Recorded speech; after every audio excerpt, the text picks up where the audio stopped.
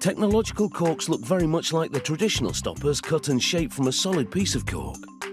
They too are made of natural cork, but that's where the similarity ends. Cork is the bark of the cork oak tree. Once the tree reaches the age of about 25, it can be harvested for its bark once every decade or so. To harvest the cork, which doesn't harm the tree, an axe is used to cut into the bark, which is then pried off.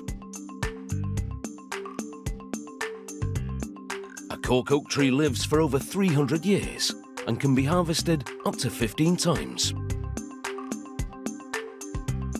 Once the cut planks of cork arrive at the technological cork factory, they're broken into small pieces. They're then ground into granules and are stored in huge bags. The first step is to empty the bags into silos that feed the purification equipment. The machines which purify the cork granules are giant autoclaves. Each one is filled with a metric ton of granules. A compressor is then started which simultaneously heats and pressurizes carbon dioxide. This is until it transforms into a semi-liquid gas called supercritical CO2, which is an environmentally friendly solvent. The supercritical CO2 is injected into the autoclave and the granules are washed in it for 3 hours. The factory's in-house laboratory then analyzes and compares before and after purification samples taken from each batch. This is to ensure that there are no unwanted molecules remaining after treatment. Chromatography is then used to separate the molecules by their size and structure.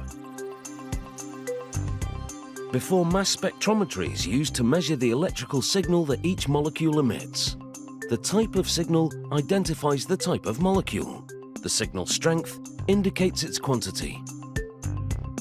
Once the batch gets the green light from the lab, it's mixed with a food-safe binding agent and transferred to the molding line. The molding machine is computer-controlled to automatically adjust the molds to the dimension of the stopper being produced. The machine pours the cork mix into molds, which then go to an oven for a few minutes. The ingredients bake into a solid stopper with just the right degree of elasticity. With this process, every stopper made in the same mold is identical, but those made from one piece of cork are never the same, as cork has natural variations. At this stage, this is just the cork's preliminary form. Because next, a computer-guided machining centre refines them to exactly the shape ordered. After finalising the dimensions, it chamfers one or both ends.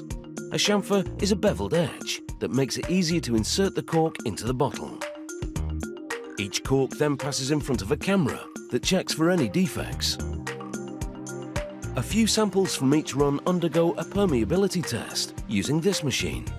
It measures how much oxygen flows past the cork when it's in a bottle.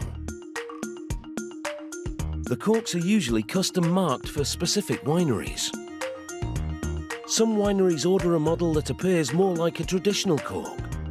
If so, a couple of extra production steps are required. First, a branding stamp burns lines on the top.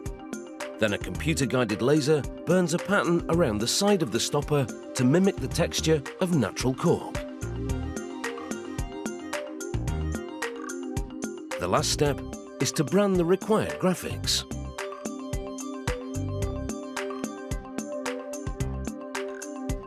From ground cork bark to a finished stopper. Then a final visual inspection before being shipped out to the winery. The cork granules are stabilised by a binding agent and moulded to a custom shape to block more or less oxygen according to the winemaker's specifications. Some wines require a completely airtight seal, while others require a certain degree of air penetration to mature further after bottling. And I'm sure you'll agree, this item has been a real corker.